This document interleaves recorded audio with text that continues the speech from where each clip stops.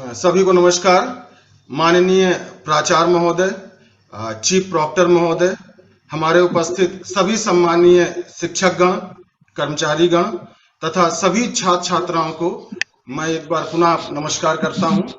और माननीय प्राचार्य जी के दिशा निर्देशन में आज भारत के विभाजन की विभीषिका स्मृति दिवस पर Jawaharlal Nehru memorial PG college द्वारा इस विभाजन विभीषिका विषय पर व्याख्यान का आयोजन किया गया है।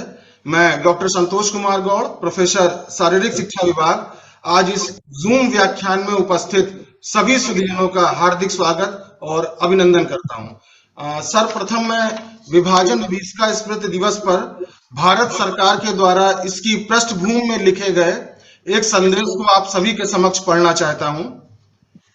भारत का विभाजन अभूतपूर्व मानव विस्थापन और मजबूरी में पलायन की एक दर्दनाक कहानी है।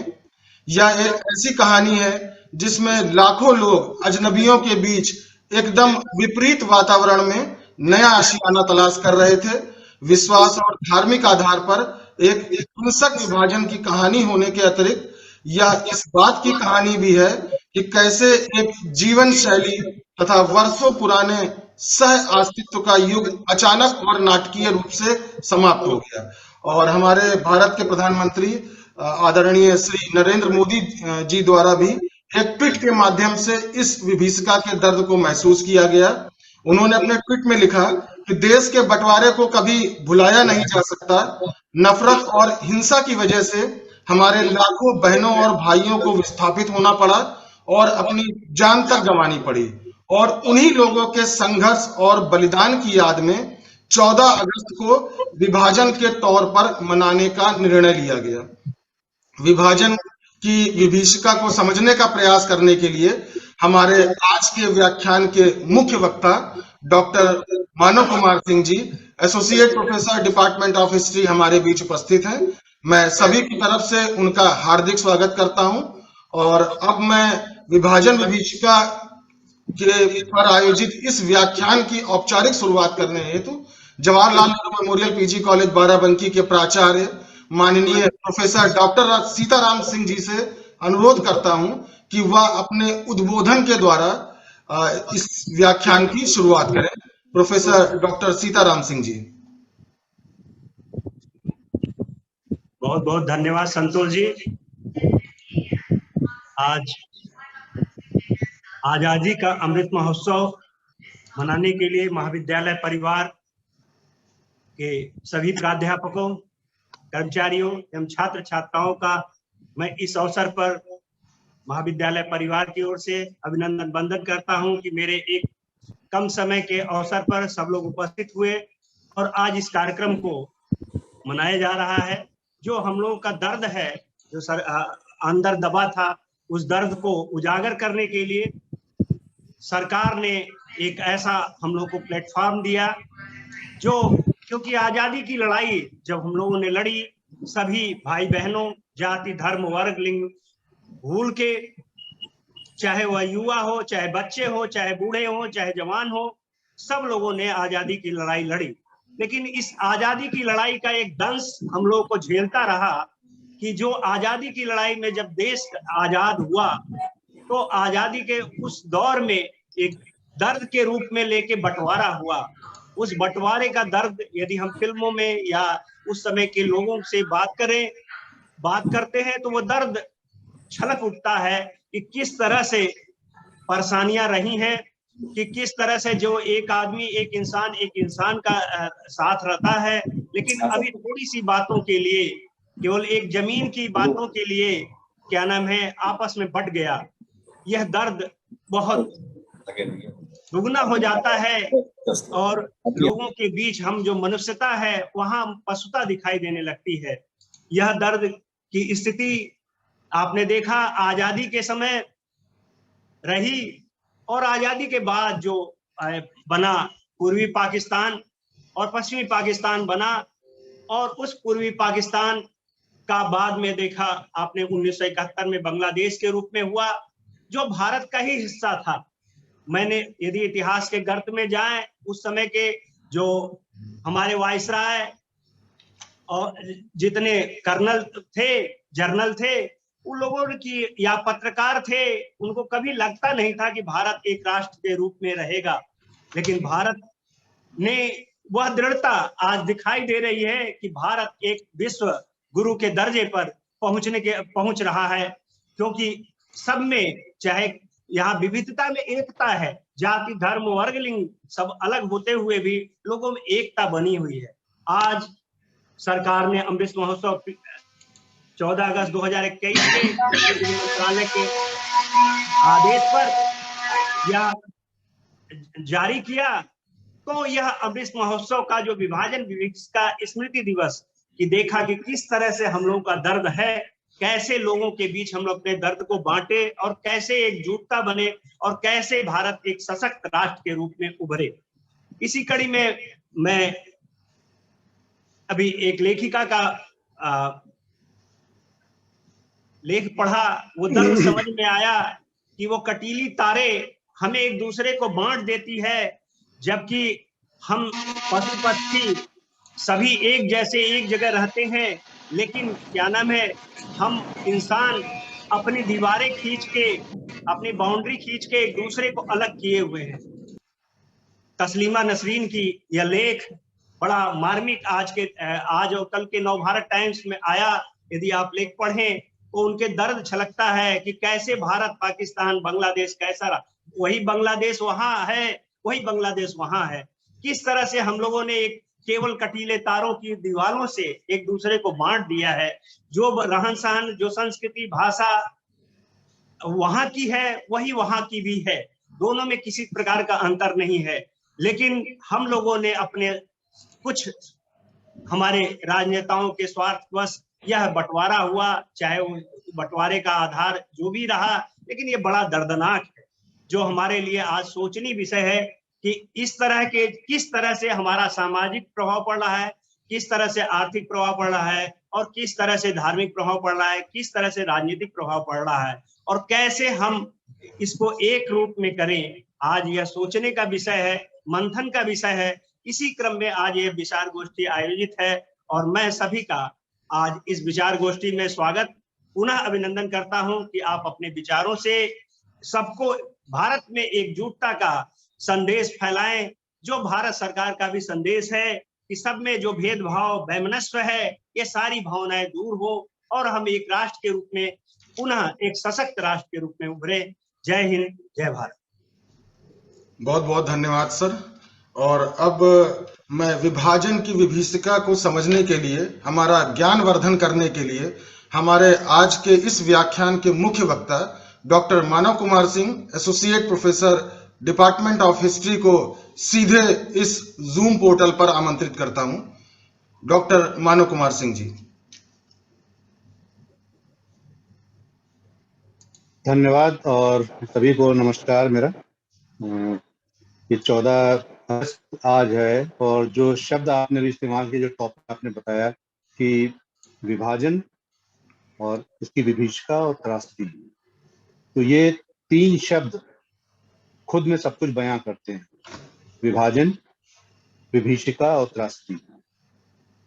शायद देश के मामले में उस समय हम जब विभाजन हुआ तो हम में से शायद ही कोई रहा हो, तो अगर हम इसको छोटा करके इसकी दर्द को, मर्म को समझने का प्रयास करें तो शायद ही कोई ऐसा घर हो जिसने विभाजन ना झेला। तो यदि विभाजन झेला होगा तो उसका दर्द और मर्म और उसकी त्रासदी भी झेली हो।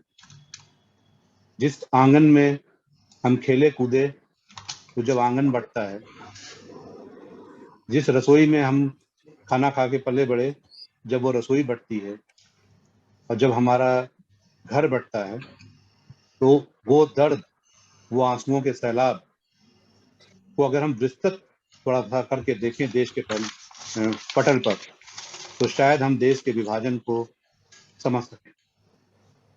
इससे पहले ये कभी भी विभाजन त्रासदी पर कोई ना संगोष्ठी होती थी, ना इस पर कोई बहुत चर्चा होती थी। मुझे जहां तक याद पड़ता है, पिछले साल 15 अगस्त को लाल किले के उससे मंच से माननीय प्रधानमंत्री नरेंद्र मोदी जी ने प्रथम बार विभाजन की त्रासदी और विभीषिका पर चर्चा की थी और कहा था कि कहीं ना कहीं आजादी के इस उत्सव में, इस जश्न में हम उन करोड़ों लाखों लोगों का दर्द भूल जाते हैं जो कि आजादी के टाइम पर अपने घरों से, अपने खेत से, अपने खलिहान से, अपने परिवार से और अपनों से, अपने संबंधों से दूर हो गए और अच्छा खासा घर परिवार छोड़ करके दर दर भटकने के लिए, सड़कों पर आने के लिए मजबूर हुए। तो जब ये भाषण में सुन रहा था तो मैं भी बड़ा भावुक हो गया। मैंने भी सोचा कि वास्तव में हमने कभी इस पर चर्चा ही नहीं किया है और सिर्फ चंद लाइनों में ही इसको समेट दिया जाता है कि आजादी के साथ में देश का विभाजन भी हुआ और ऐसा ऐसा हुआ। लेकिन आंखें बंद करके अगर हम सोचें तो वो बहुत पीड़ादायक है, बहुत तकलीफदेह है, बहुत, इनफैक्ट कई बार शब्द ही नहीं होते हैं कि इस पर हम बात कर सकें या बता सकें। तकरीर में आती है कहाँ बात दिलों की, तकरीर में आती है कहाँ बात दिलों की, महसूस जो होता है वो बताया नहीं जाता, महसूस जो होता है वो बताया नहीं जाता। तो कई बार ये शब्द छोटे पड़ जाते हैं कि हम इस पर बात करें। अच्छा, ऐसी कौन सी परिस्थितियां हो गई कि जिसके कारण इस पर चर्चा करना अनिवार्य हो गया? तो हिस्ट्री में एक बात कही जाती है कि इतिहास सदैव स्वयं को दोहराता है, हिस्ट्री रिपीट इटसेल्फ। हम हिस्ट्री क्यों पढ़ते हैं? रोजगार के लिए नहीं पढ़ते। हम हिस्ट्री सिर्फ इसलिए पढ़ते हैं कि जो हमसे बीते कल में कोई गलती हुई है और उस गलती का खामियाजा हमारे देश की मानव जाति ने और सभ्यता ने और संस्कृति ने उठाया है, तो पुनः कोई ऐसी गलती ना होने पाए जिससे कि वो दंश हमको दोबारा झेलना पड़े। तो छोटा सा एक विवरण मैं देता हूं कि ऐसा क्यों हुआ और ऐसा कैसे रोका जा सकता है। ये क्यों हुआ, कि क्यों देश का बंटवारा किया गया? तो अगर हम देखें तो बटे तो हम हमेशा से रहे हैं, चाहे वो जाति के रूप में बटे रहे हैं, चाहे हम भाषा के रूप में बटे रहे हैं, चाहे हम क्षेत्र के रूप में बटे। पहली बार अखंड भारत और की परिकल्पना जो थी वो चंद्रगुप्त मौर्य ने की थी और वो भारत का पहला चक्रवर्ती सम्राट बना जिसने पूरे भारत को एक धागे में पिरोया। उसके बाद फिर हम कहीं ना कहीं जूनागढ़, महाराष्ट्र, मैसूर, मराठा, बंगाल, अवध, मध्य प्रांत में बटे रहे। ये हमारी गंगा जमुनी जो तहजीब थी, चाहे अकबर का समय भी उठा के हम देखें तो अकबर के टाइम पर भी जो नौरत्न थे उसमें भी अच्छे खासे हिंदुओं की भागीदारी थी। अकबर ने जो मनसबदारी व्यवस्था लागू की थी उसमें भी राजपूतों और हिंदुओं को बहुत बढ़ चढ़ करके स्थान दिया गया और ये परंपरा जारी रही उस समय भी जब मुगलों का हमारे देश पर शासन था। ऐसी कौन सी परिस्थितियां आई जब सभ्यता आगे बढ़ने लगी, इंग्लिश का कल्चर आ गया, पैंट शर्ट हम लोग पहनने लगे, तथा कथित अपने आप को जेंटलमैन कहने वाले देश ने भारत को बंटवारे की विभीषिका और उसको आग में धकेल दिया। मैं यहाँ एक बात और कहना चाहूंगा कि वो भारत को सपेरों, अंधविश्वासों और शिक्षितों का देश कहते थे और खुद को जेंटलमैन कहा करते थे। तो बड़ा आश्चर्य होता है कि ऐसे जेंटलमैनों ने दुनिया को 2 विश्व युद्ध दिखा दिए। भारत ने कभी भी कोई विश्व युद्ध की रूपरेखा नहीं रखी। ये जेंटलमैन्स वॉर। अब उन्होंने देखा कि यहाँ 2 सभ्यताएं, 2 अलग अलग कल्चर, 2 अलग मजहब के लोग इतना घुल मिल के एक साथ रहते हैं। जब बंगाल का विभाजन किया तो जितना हिंदुओं ने विरोध किया उससे कहीं ज्यादा बढ़ करके जो है मुस्लिम्स ने भी उसका विरोध किया। तो उनको ये समझ में आ गया धीमे धीमे कि अगर ये दोनों, हम हिंदू मुस्लिम एक साथ मिलकर रहेंगे तो शायद भारत पर लंबे समय तक शासन कर पाना संभव नहीं होगा और जब कभी भी हम यहाँ से छोड़ के जाएंगे तो हम इनके सबसे बड़े शत्रु हैं। 1857 का जो प्रथम स्वाधीनता संघर्ष हुआ, उस संघर्ष में बहादुर शाह जफर के नेतृत्व में लगभग संपूर्ण उत्तर भारत के लोगों ने स्वतंत्रता की बिगुल में आग फूंकी। और जब ये संघर्ष दबाया गया, बताते हैं कि इतना ब्रूटल नरसंहार पूरी दुनिया में कहीं नहीं हुआ जितना 1857 के बाद में हिंदुस्तान में, दिल्ली से लेकर के कलकत्ता तक शायद ही कोई ऐसा पेड़ हो जिस पर की लाशें न टांगी गई, भारतीयों का कत्लेआम ना किया गया।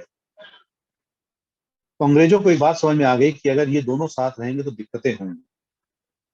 अब ऐसे में उन्होंने धीमे धीमे एक वर्ग विशेष पर हाथ रखना स्टार्ट किया। ये हम अपने घर में भी देखते हैं कि अपने दो बच्चों में से अगर हम किसी एक बच्चे को ज्यादा प्यार करने लगते हैं तो दूसरे बच्चे को एतराज होता है, जबकि वो हमारे एक ही घर का बच्चा है। तो ऐसे में जब उनको लगा कि ये मुसलमानों का षड्यंत्र था, तो उन्होंने थोड़ा सा हिंदुओं को सपोर्ट करना स्टार्ट किया। और कांग्रेस का उदय भी होता है, तो धीमे धीमे मुस्लिम हाशिए पे आ जाता है। जब एक को आप ज्यादा चाहेंगे, एक को आप किनारे करेंगे, तो कहीं ना कहीं समाज में खाई चौड़ी होना स्टार्ट हो जाती है।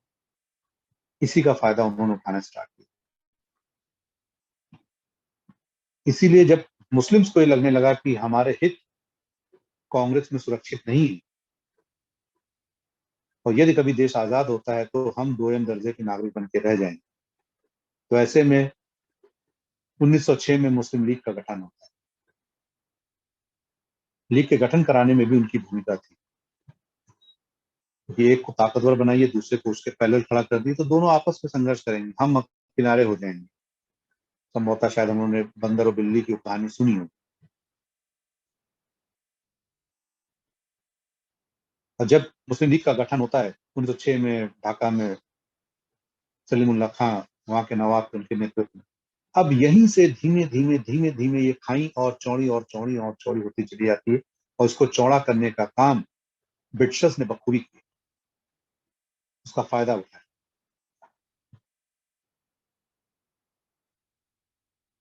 जो कवि इकबाल थे, जिन्होंने सारे जहां से अच्छा हिंदुस्तान हमारा कविता लिखी थी, पहली बार उन्होंने मुसलमानों के लिए अलग राष्ट्र की बात करी। और इंग्लैंड में पढ़ रहे एक छात्र रहमत अली ने पहली बार उस मुसलमानों के लिए अलग राष्ट्र का नाम पाकिस्तान सुझाया। पाकिस्तान मतलब पवित्र स्थान। P stand for Punjab, A stand for Afghanistan, KI stand for Kashmir, S stands for Sindh। तो ये जो एरिया था पश्चिमी पंजाब का, अफगानिस्तान का, कश्मीर का और सिंध का मिला करके ये जो पाकिस्तान टेरिटरी का उसने नक्शा दिया रहमत अली, इसको लीग ने मान लिया और ये प्रस्ताव ब्रिटिशर्स के सामने ये। कांग्रेस पहले इसको बिल्कुल स्वीकार नहीं कर, लेकिन धीमे धीमे परिस्थितियां ऐसी बनती गई 1946 में जब चुनाव हुए आजादी से पहले, तो कांग्रेस को लगता था कि जो जहां पे मुस्लिम बाहुल एरिया है, अगर हम वहां से अपने कैंडिडेट खड़े करते हैं तो लीग की ये जो अतिवादी नीति है वो शायद फेल हो जाए और हमारे कैंडिडेट वहां जीतते हैं तो ये लीग के मुंह पर एक तमाचा होगा कि देखो भारत की आवाम बंटवारा नहीं चाहती है। लेकिन ऐसा हुआ नहीं। 1946 का जो आम चुनाव हुए उसमें मुस्लिम बाहुल एरिया में 90% से अधिक सीटें मुस्लिम लीग ने जीती, और यहीं से ये क्लियर हो गया कि अब भारत में दो राष्ट्र बनना तय है। ऐसे में जिन्ना ने जब देखा कि हमारी मांगे उस ढंग से नहीं मानी जा रही हैं, तो उन्होंने एक बड़ा स्ट्रेट फॉरवर्ड डिसीजन लिया जो बड़ी त्रासदी हुई। वो था 16 अगस्त 1946 का दिन, डायरेक्ट एक्शन प्लान, सीधी कार्रवाई। और बंगाल में, पंजाब में, नोआखाली में बिहार के गांवों में, उत्तर प्रदेश के गांवों में इससे भीषण नरसंहार नहीं हुआ। हजारों लाखों लोग मारे गए, अफरा तफरी का माहौल हो गया, भय और वातावरण सब तरफ व्याप्त हो गया। ऐसे में कांग्रेस भी झुक गई और ब्रिटिशर्स ने भारत के विभाजन को माना। जो बैरिस्टर थे सिरिल रेडक्लिफ साहब, उनको भारत बुलाया गया 7 जून 1947 में और उनसे रूपरेखा तैयार करने के लिए कहा गया कि किस प्रकार से ये दो राष्ट्र अलग हो सकते हैं। इसीलिए भारत पाकिस्तान के बंटवारे की जो लाइन है उसको भी रेडक्लिफ लाइन कहा जाता है। तो वो आनंद फानन में उन्होंने उस देश का बंटवारा की रूपरेखा तैयार कर दी, जहां पर पश्चिमी एरिया में पश्चिमी पाकिस्तान और बंगाल को बांट करके जो है पूर्वी पाकिस्तान का एक नक्शा तैयार किया गया। ये था एक छोटा सा भारत विभाजन का। अब इसको हम लोग पढ़ते क्यों है, या इस पे माननीय प्रधानमंत्री जी ने क्यों कहा कि इस पर चर्चा होनी चाहिए। लास्ट ईयर से ही हमने विभाजन की त्रासदी पर बातचीत करना स्टार्ट की। अब हम फिर आप अगर अपने आप को पीछे वहां ले जा करके देखें तो ये भारत अगर नहीं बढ़ता तो शायद विश्व के सबसे सशक्त राष्ट्रों में से एक होता। ये ब्रिटिशर्स जानते थे। ब्रिटिशर्स के दिमाग में ये बात थी कि जो दुनिया की सबसे ताकतवर जो सत्ता है ब्रिटेन, जब इस सत्ता को ये भारतीय, जिनको कि वो पहले कहा करते थे कि ये सपेरों का, निर्विश्वासों का, शिक्षितों का देश है, अगर ये लोग एकजुट हो करके, साधन संपन्न भी नहीं थे, हथियार संपन्न भी नहीं थे, जब ये एकजुट होकर के विश्व की सबसे ताकतवर सत्ता को अगर पलट सकते हैं, सबका योगदान था उसमें। अगर अहिंसा का भी था तो आजाद हिंद फौज का भी था, भगत सिंह का भी था, रानी लक्ष्मीबाई का भी था, अंबेडकर का भी था, सभी का योगदान उसमें। अगर ये हमको उखाड़ के यहाँ से फेंक सकते हैं कि अगर ये दोनों एक रहे तो आने वाले समय में ये दुनिया की सबसे बड़ी महाशक्ति होंगे, इसलिए इनको तोड़ना बहुत जरूरी है। और हम इस बात को समझ नहीं पाए और हम दो राष्ट्रों में बंट गए। अगर ये राष्ट्र एक रहा होता तो ना जाने कितने कलाम हमें और मिले, ना जाने कितने विक्रम भाई सारा भाई हमें और मिले। एक लम्हा, मैं इतिहास में हमेशा एक बात बार बार दोहराता हूँ, एक लम्हा गलत था, एक लम्हे का डिसीजन हमारा गलत था। लम्हे ने खता की, सदियों ने सजा पाई।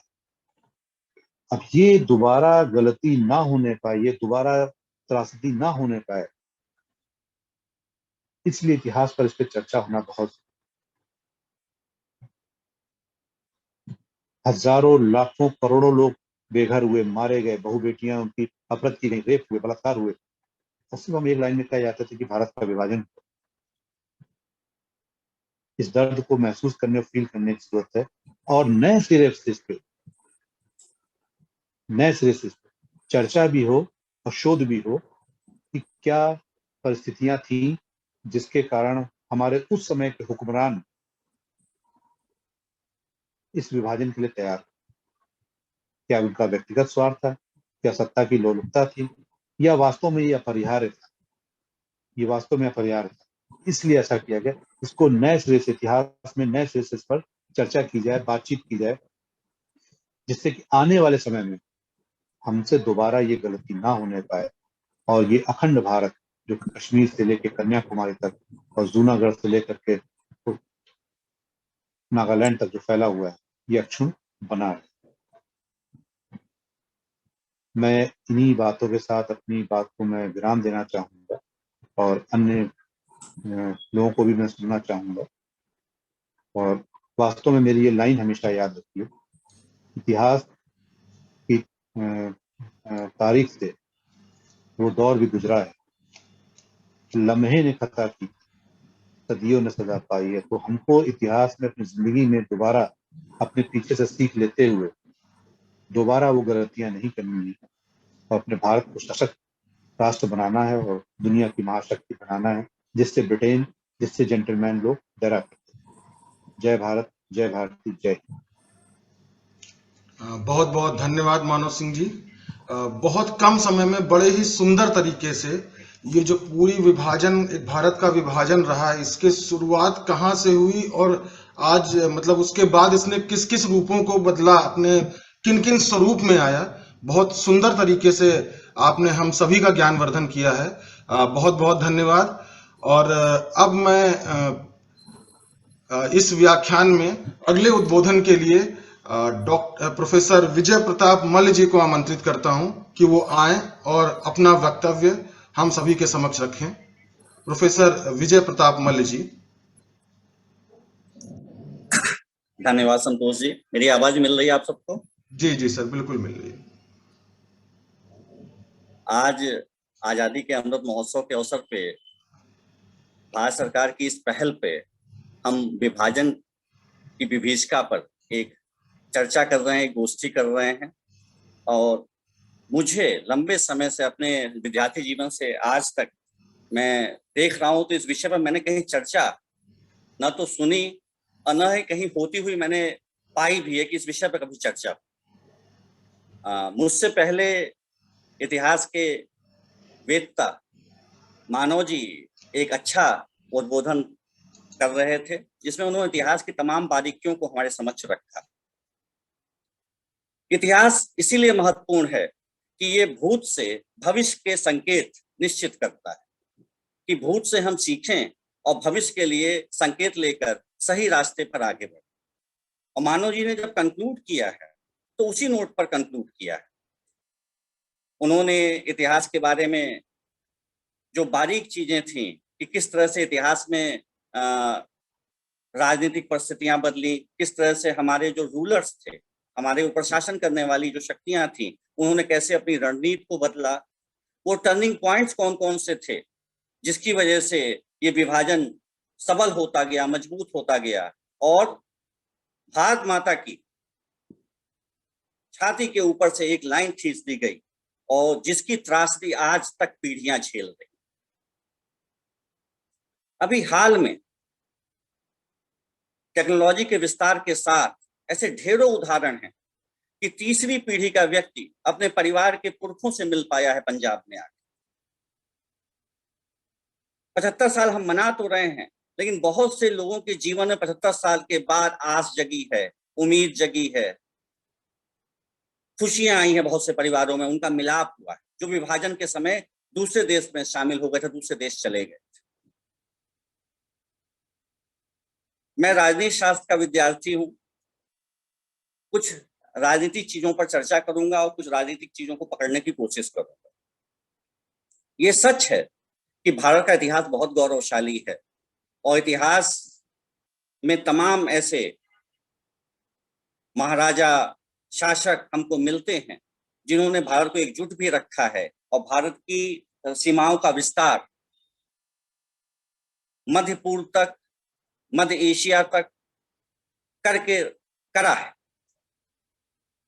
लेकिन जो ब्रिटिश रूल है भारत में, इसको हम देखें तो एक व्यापार के तौर पर एक कारवां शुरू हुआ, एक पहल शुरू हुई। व्यापारी के रूप में, एक वणिक के रूप में वो भारत आए और धीरे धीरे जहांगीर से उन्होंने जो परमिशन ली, एक छोटा सा कारखाना के लिए जमीन तलाशी और उसके बाद वो विस्तार होता चला गया और विस्तार होते हुए वो संपूर्ण भारत के ही स्वामी नहीं बन गए, बल्कि भारत को अपने तरीके से उन्होंने चलाना शुरू कर दिया। ये एक दिन में नहीं हुआ था। मोटे मोटे हम लोग अपने विद्यार्थियों को ये बताते हैं कि ये 200 वर्षों का मोटा मोटा कालखंड है, जहां पर वो कारखाने बनाने के लिए जमीन के लिए याचना कर रहे होते हैं मुगल शासकों के सामने कि हमें थोड़ी जमीन दे दीजिए, हम अपना व्यापार चला सके, अपने कारखाने बना सकें। और वही 1940 तक आते आते पूरे भारत और पूरे भारत के आसपास के हिस्सों में लगभग काबिज हो जाते हैं। और कहा तो ये जाता है कि ब्रिटिश एम्पायर का सूर्य कभी अस्त नहीं होता। ये सच भी। उनकी कॉलोनीज एशिया में, अफ्रीका में, यूरोप में, सारे के सारे कॉन्टिनेंट्स हर जगह उनकी कॉलोनीज हमको दिखाई पड़ती। लेकिन जो भारत का उनका रूल है, अगर उसको हम देखने की कोशिश करें तो उसको हम दो तरीके से देख सकते हैं कि पहले वो याचक के रूप में आए, निवेदन किया उन्होंने, और जैसे जैसे वो ताकत अर्जित करते गए, ताकत के साथ उन्होंने अपनी रणनीति को बदला, शासक बनने की ओर, यहाँ की समृद्धि को तोड़ने के लिए, यहाँ की राजनीतिक व्यवस्था को तोड़ने के लिए, यहाँ की सामाजिक व्यवस्था को तोड़ने के लिए, यहाँ की आर्थिक व्यवस्था को तोड़ने के लिए, यहाँ की शैक्षिक व्यवस्था को तोड़ने के लिए अनवरत वो क्रियाशील रहे। यहाँ पर एक सवाल बनता है कि वो ऐसा क्यों कर रहे थे? क्योंकि अंग्रेज ये जानते थे कि अगर भारत में सफल होना है तो यहाँ के लोगों का आत्मबल तोड़ना पड़े, कॉन्फिडेंस तोड़ना पड़े, और आत्मबल तोड़ने के लिए आवश्यक है कि उनकी जो धरोहर है, जो वर्षों से वो सजोते रहे, चाहे उनकी शिक्षा है, चाहे उनकी संस्कृति है, चाहे उनका व्यापार है, चाहे उनकी कृषि है, उसको तोड़ा जाए।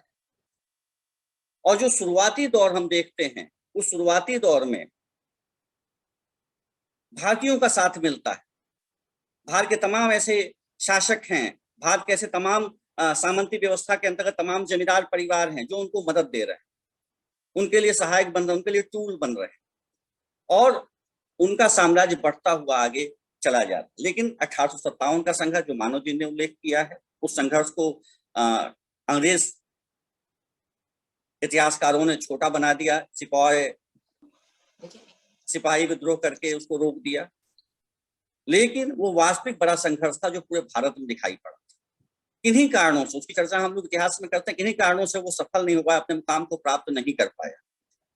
लेकिन उसने एक आईना जरूर दिखाया था कि भारत के लोग सजग भी हैं, सतर्क भी हैं, संगठित भी हैं, और ये एकजुट होकर ब्रिटिश सत्ता को परिवर्तित कर सकते हैं।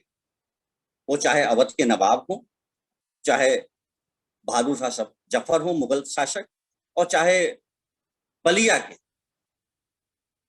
सिंह साहब हो, चाहे फैजाबाद के, ऐसे तमाम उदाहरण मिलेंगे जो अनेक धर्मों को मानने वाले लोग हैं, वो चाहे हिंदू थे, चाहे मुस्लिम थे, चाहे तमाम जगहों पे आदिवासियों ने भी विद्रोह किया है, और उन्होंने अंग्रेजों को एहसास करा दिया भारतीयों की शक्ति। 1857 के बाद अंग्रेजों ने अपनी रणनीति को बदला और उन्होंने महसूस किया कि ये जो संगठित शक्ति है इसको ब्रेक करना बहुत आवश्यक है, और डिवाइड एंड रूल पर वो प्रारंभ से काम कर रहे थे, लेकिन इसके बाद उन्होंने बहुत मजबूती से काम करना प्रारंभ किया। फुट डालो और राज करो। और इतिहास में, वर्ल्ड हिस्ट्री में भी कुछ एग्जाम्पल हम लें तो वर्ल्ड हिस्ट्री में भी हमको कुछ उदाहरण मिलते हैं कि जब चाहे ऑटोमन एम्पायर हो, चाहे रोमन एम्पायर हो, ये समय समय पर टूटा है और इनको बांटा गया है, ये बिखरा है। बिखरने के कारण इनके आंतरिक भी हैं और बाह्य शक्तियों ने भी इसको तोड़ के कमजोर किया है। प्रथम विश्व युद्ध के बाद भी हम देखते हैं जर्मनी को वर्साइल्स की ट्रीटी में जर्मनी को किस तरह से ध्वस्त किया गया, और उसके बाद आप दुनिया में उदाहरण देखते हैं, जर्मनी को बांट दिया गया पूर्वी जर्मनी और पश्चिमी जर्मनी में। उत्तर कोरिया दक्षिण कोरिया का विभाजन आपको नजर आता है। ऐसे ढेरों उदाहरण कि जो रूलिंग क्लास है, जो शासन करने वाला है, उसने उसको बांटा है और अपने राजनीतिक हितों के लिए बांटा, उनको कमजोर करने के लिए बांटा है, जिससे कि उनके जो हित हैं वो पूर्ति होती रहे और साथ में उनका शासन निर्बाध गति से आगे बढ़ता रहे। भारत का जो बंटवारा है उसके कुछ कारण तो पाए हैं, अंग्रेजी रूलर हैं, अंग्रेजी शासक हैं जो नहीं चाहते थे कि मजबूत भारत को छोड़कर जाएं, एक शक्तिशाली भारत को छोड़कर जाएं। और दूसरे कुछ कारण हैं कि हमारे मानव जी ने उस पर चर्चा की कि फूट डालो और राज करो के अंतर्गत उन्होंने तमाम ऐसी शक्तियों को यहाँ पर हवा दी, उनको मजबूत किया कि वो इतने मजबूत होते चले गए कि उन्होंने आगे जाकर भारत के साथ रहने से इनकार कर दिया। सारे जहां से अच्छा हिंदुस्तान हमारा लिखने वाला व्यक्ति विभाजन की पैरोकारी करने लगता है, ब्रिटेन में पढ़ने वाला व्यक्ति, कैम्ब्रिज और ऑक्सफोर्ड में पढ़ने वाला व्यक्ति नाम सुझाता है। और जिन्ना, अगर जिन्ना का इतिहास देखें, मोहम्मद अली जिन्ना का, तो वो एक राष्ट्रवादी कांग्रेसी थे, जो जिनका राष्ट्रवाद में कांग्रेस में बहुत अग्रणी प्रारंभिक दौर में बहुत अच्छा योगदान है। वो अचानक बदल जाते हैं और वो पैरोकारी करने लगते हैं कि हमें अलग राष्ट्र चाहिए। डायरेक्ट एक्शन का जिक्र मानव जी ने किया। ये वो मुकाम है जहां पर विभाजन मजबूत होता चला गया, जहां तय हो गया कि अब विभाजन होकर रहे, क्योंकि जो घाव होते हैं किसी भी स्थिति में, उस घाव के जो परिणाम होते हैं वो दीर्घकारी होते हैं, और समाज में उत्पन्न हुआ जो घाव है वो दीर्घकारी होता है, वो पीढ़ियां उसको याद रखती है। तो जो विभाजनकारी शक्तियां जिनको पनपाया अंग्रेजों, उन विभाजनकारी शक्तियों का नतीजा ये हुआ कि दंगे शुरू हो गए, समाज में विभाजन प्रारंभ हो गया, एक दूसरे के प्रति अविश्वास उत्पन्न हो गया। वो भारत, वो स्वतंत्रता संग्राम सेनानी जो वंदे मातरम से अपने दिन की शुरुआत करते थे और वंदे मातरम के साथ दिन की को समाप्त करते थे, झंडा लेकर वो स्वतंत्रता संघर्ष में शामिल होते थे, जाति धर्म भाषा लिंग भुलाकर एक ही सपना, देश की आजादी, भारत माता की आजादी। और उसी देश में जहर इतना बढ़ जाता है कि वो अलग राष्ट्र की मांग करने लगते हैं। और मुझे आज यहाँ कहने में कोई गुरेज भी नहीं है कि आज इस ऐसे दौर में हम पहुंच चुके हैं कि वंदे मातरम गाना ही धर्म विरुद्ध माना है। जिस देश में स्वतंत्रता संग्रामी हमारे पूर्वज दिन की शुरुआत इस के साथ करते थे, और वहां पर आज वो धर्म विरुद्ध हो गया। तो ये अंग्रेजों ने भारत में किया। बाह्य कारण अंग्रेज थे और आंतरिक कारण यहाँ पर पनपे सांप्रदायिक नेता थे, जिन्होंने अपने हित के लिए, क्योंकि उनको सपना दिखा दिया गया अंग्रेजों के द्वारा कि आप जो स्वतंत्र राष्ट्र दूसरा भारत से टूटकर बनेगा, आप उसमें उच्च पदों पर होंगे, क्योंकि भारतीयों के बीच, बहुसंख्यक समाज के बीच आप अल्पसंख्यक हैं, आप आप शासन की स्थिति में कभी नहीं हो। और अपने निहित स्वार्थों के लिए एक धर्म विशेष के लिए एक धार्मिक राष्ट्र या एक पवित्र राष्ट्र की मांग करने वाला व्यक्ति जब पहला उद्बोधन कर रहा होता है पाकिस्तान में, तो उसको ये अंदाजा हो जाता है कि अगर धर्म की कट्टरता यहाँ पर बढ़ेगी तो पाकिस्तान भी खुशहाल नहीं रह सकता। और अपने पहले उद्बोधन में वो पंथ निरपेक्षता की बात करते हैं, मॉडर्निटी की बात करते हैं, आधुनिकता की बात करते हैं, क्योंकि उनको इस बात का अंदाजा था। लेकिन वो दीर्घायु नहीं रहे। पाकिस्तान के जन्म के कुछ समय बाद ही उनकी मृत्यु हो गई। और आज पाकिस्तान की जो यात्रा है वो कैसी है और किस दिशा में जा रही है, ये मुझे बताने की आवश्यकता नहीं। अभी कुछ दिन पहले, एक हफ्ता पहले, अल कायदा का चीफ, आप देखें तो पाकिस्तान के बगल में अफगानिस्तान में एक ड्रोन अटैक में अमेरिका मारने में सफल होता है, अल जवाहिरी। पाकिस्तान में आपने कुछ समय पहले, आपको याद होगा कि इनका इससे पहले का चीफ ओसामा बिन लादेन वहीं पर पनाह में रहता है, वहीं पर एक गुप्त ऑपरेशन में उसकी हत्या की जाती है। तो पाकिस्तान कहां पहुंच गया है ये हमें नजर आ रहा है। और इसकी चिंता जिन्ना को थी, जिन्होंने अलग राष्ट्र मांगा था। मैं इससे एक चीज और जोड़ता है कि इम्प्लीकेशंस मेरा यहाँ पर और जुड़ रहा है कि ये जो कट्टरता है, ये कट्टरता की शुरुआत अपीजमेंट से हुई थी, तुष्टीकरण से हुई थी।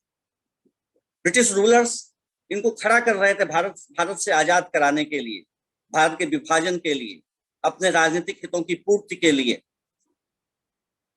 विश्व इतिहास में भी ऐसे उदाहरण मैंने उल्लेख किया, कोरिया का किया है, जर्मनी का किया है। और हर अंपायर में ऐसा होता है कि जब एक विजेता होता है तो वो पराजित राष्ट्र को कमजोर करता है, उस पर कब्जा करता है, उसका विभाजन करता है, उसके टुकड़े करता है। ये हमेशा से होता है। पाकिस्तान जो जन्मा कट्टरता के कारण, धार्मिक कट्टरता के कारण, उस पाकिस्तान में आज वो कट्टरता अपने चरम पर नजर आती है। और उसका उदाहरण आपके सामने है कि जो अल्पसंख्यक समाज है पाकिस्तान का आजादी के समय का, आज बचा ही नहीं।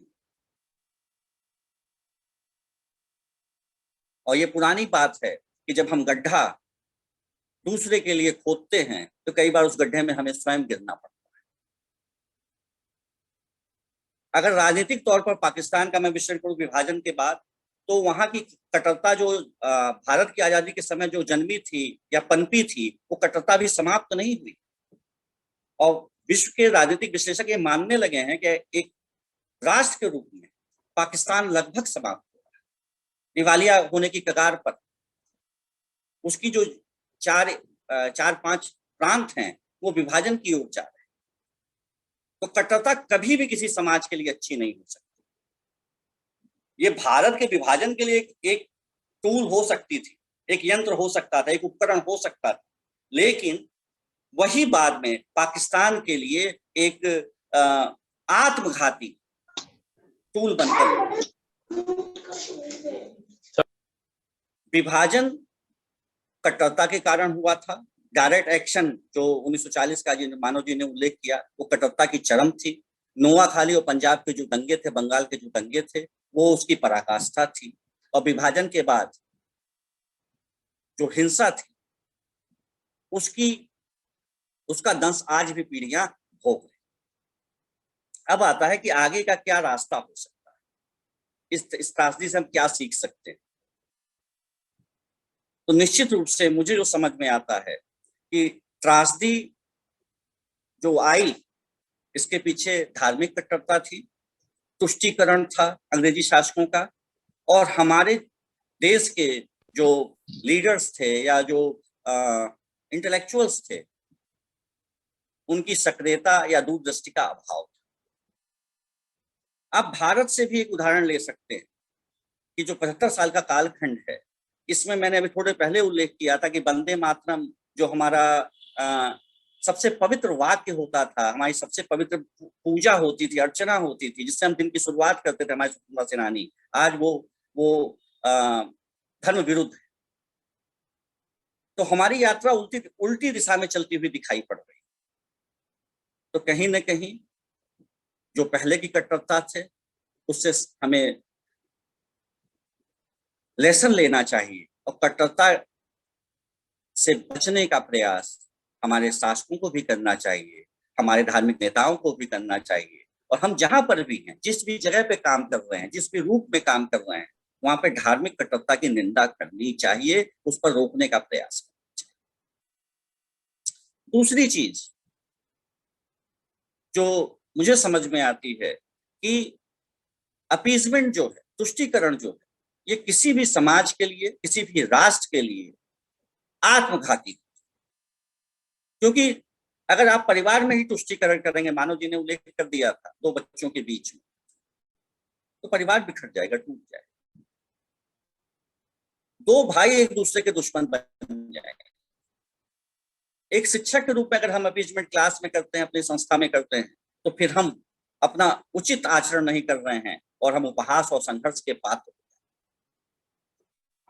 ठीक उसी तरीके से जो राष्ट्र नियंता हैं, राष्ट्र निर्माता हैं, जो विधि निर्माता हैं, उनके दिमाग में भी ये बात स्पष्ट होनी चाहिए कि इतिहास से प्रेरणा लेते हुए तुष्टीकरण को रोका जाना चाहिए, किसी भी स्तर,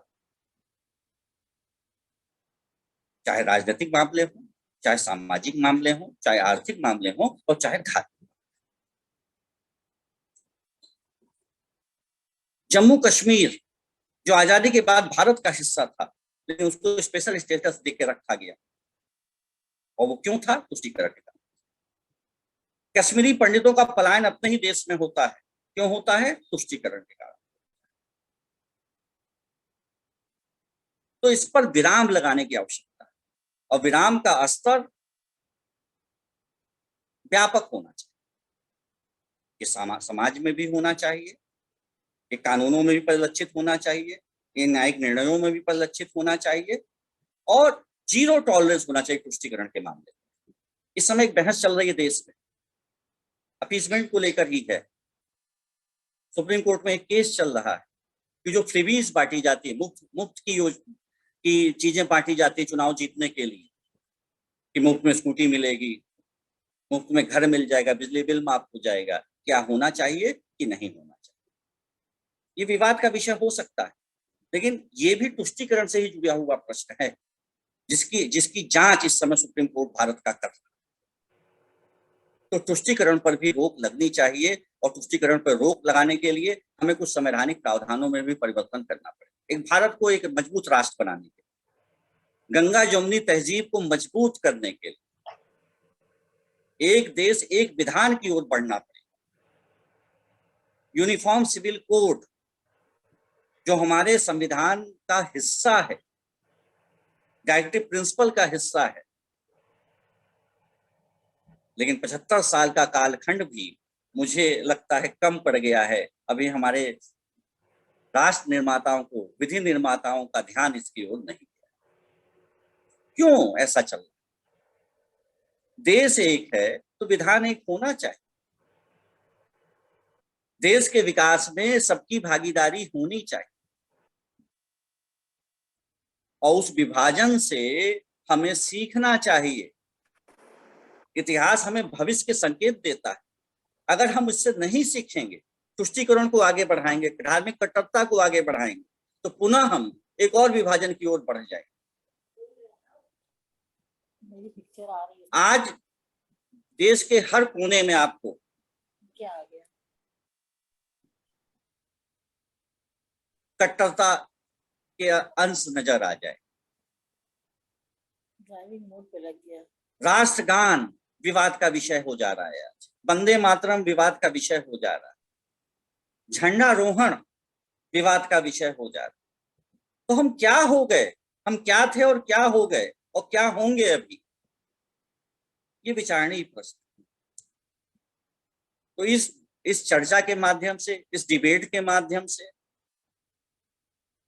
ये जरूर सीखना चाहिए कि तुष्टीकरण पर विराम लगना चाहिए। ये देश सबका है, किसी को विशेष सुविधा नहीं मिलनी चाहिए, सबके लिए समान अवसर उपलब्ध होने चाहिए, और साथ में एक कानून, एक विधान की बात होनी चाहिए, जिससे कि हम पिछली असफलताओं से, पिछली गलतियों से सबक लेते हुए एक मजबूत राष्ट्र का निर्माण कर सकें। चुनौतियां आज भी हैं। आज देखिए, जब हम चर्चा कर रहे हैं तो दुनिया में एक युद्ध की कगार पर एक देश खड़ा हुआ है, चीन और ताइवान। इससे पहले हम लोग चर्चा कर रहे थे विभाजन, और ये युद्ध जो होने जा रहा है, इसका तथाकथित कारण बताया जा रहा है कि एकीकरण के, यूनिफिकेशन के लिए। चीन कहता है कि हम उसको, हमारा पुराना हिस्सा रहा, इतिहास में हमारा हिस्सा रहा है, तो हम उसको अपने में मिलाएंगे, समेटेंगे।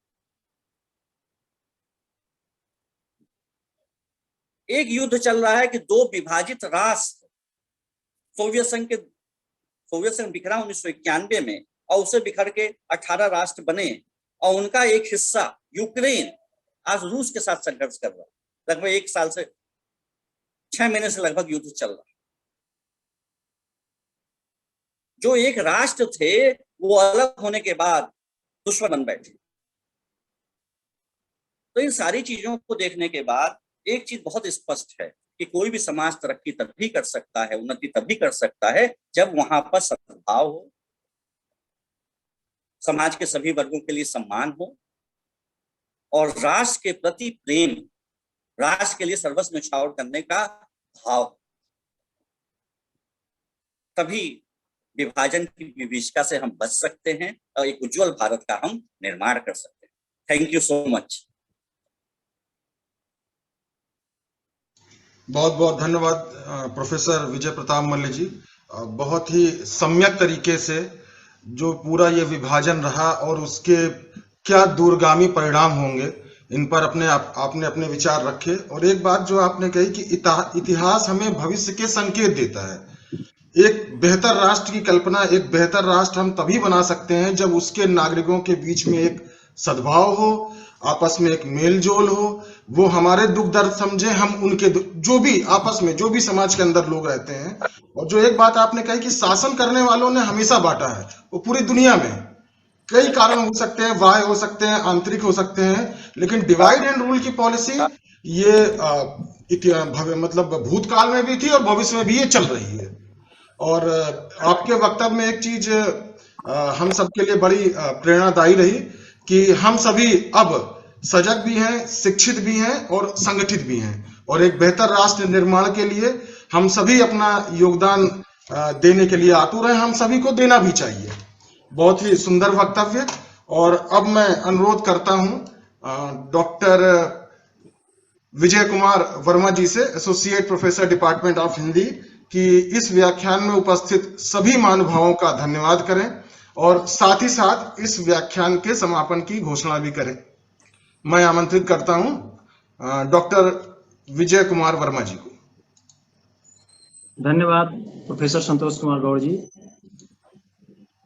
आज भारत विभाजन की जो विभीषिका है उस पर जो ये संगोष्ठी का आयोजन किया गया है, इस आयोजन के लिए मैं सर्वप्रथम धन्यवाद देता हूं भारत सरकार को, जिसने हम सभी का ध्यान इसकी तरफ खींचा कि ये जो विभाजन की विभीषिका है, वास्तव में ये कितनी बड़ी विभीषिका है। कल महाविद्यालय के यशस्वी प्राचार्य प्रोफेसर सीताराम सिंह के निर्देशन में कल महाविद्यालय में ऑफलाइन भारत विभाजन की विभीषिका पर संगोष्ठी संपन्न हुई और आज ऑनलाइन भारत विभाजन की विभीषिका पर इस संगोष्ठी का सफल आयोजन किया जा रहा है। इस आयोजन में महाविद्यालय के 2 विद्वान वक्ता, इतिहास विभाग के विभागाध्यक्ष प्रोफेसर मानव कुमार सिंह जी तथा राजनीति शास्त्र के विभागाध्यक्ष, राजनीति शास्त्र के प्रोफेसर विजय प्रताप मल्ल जी ने एक सफल, सार्थक, सारगर्भित एवं प्रासंगिक उद्बोधन के लिए मैं आप दोनों विद्वान वक्ताओं का हार्दिक आभार प्रकट करता हूं।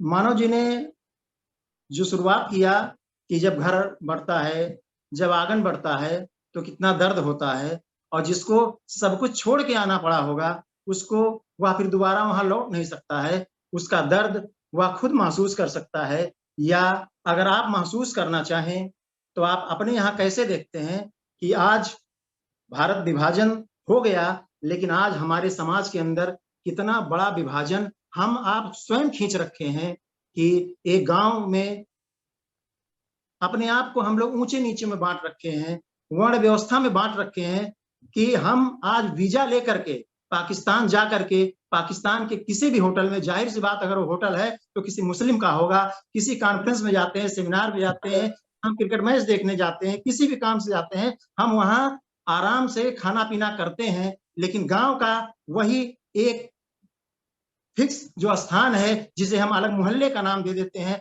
अलग कस्बे का नाम दे देते हैं, वहां हम जाते नहीं। अगर जाते हैं तो उनके हम खाना पीना पसंद नहीं करते हैं। यह भी एक विभाजन है, हमें इस ओर ध्यान देना होगा।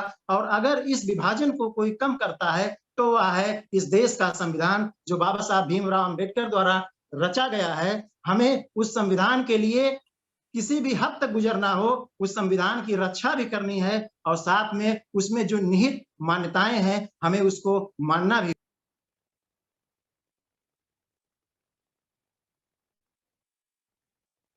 दूसरे जो हमारे विद्वान वक्ता, मेरी आवाज आ रही है ना?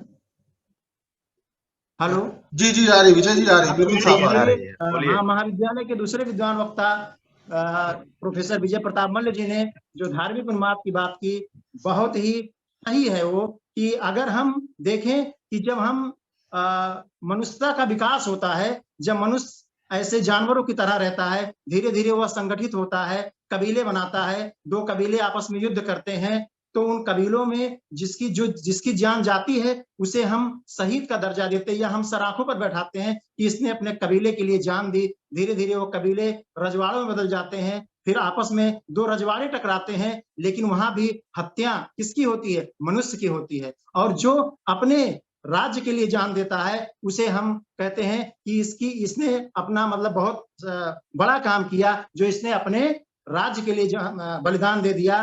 बाद में धर्म डिजाइन किया जाता है, किस लिए? सिर्फ इन मनुष्यता पे कंट्रोल करने के लिए। लेकिन आज भी कुछ लोग धर्म के नाम पे आपस में लड़ते रहते हैं।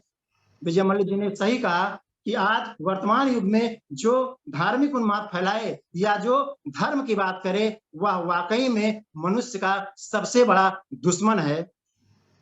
हमें इससे बचना होगा।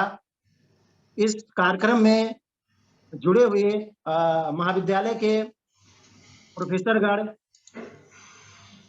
Professor Anil Kumar Vishwakarma ji, professor Amrish Kumar Shastri ji, professor LM Singh ji, professor Amit Kumar ji, doctor Ajit रजा जी, डॉक्टर रक्षा सहनाज जी, डॉक्टर माधुरी वर्मा जी, इंजीनियर मंजेश वर्मा जी, professor Manish Pandey ji, professor Reena Singh ji, doctor Sunita Yadav ji, professor Anita Singh ji, doctor Neha Singh ji, professor Anupama Srivastava ji, professor Hemant Singh ji, doctor Rishikesh Tiwari ji, या जो मुझे इस पटल पर नहीं दिखाई दे रहे हैं, उन सभी के प्रति मैं हार्दिक आभार प्रकट करता हूं।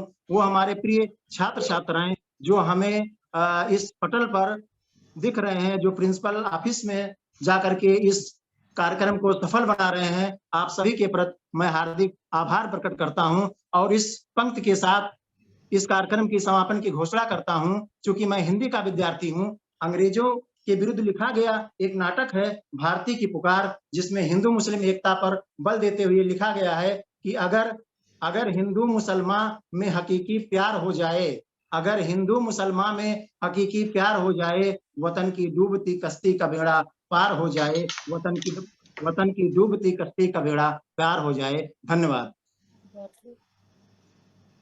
धन्यवाद सर, बहुत बहुत धन्यवाद। सभी को धन्यवाद।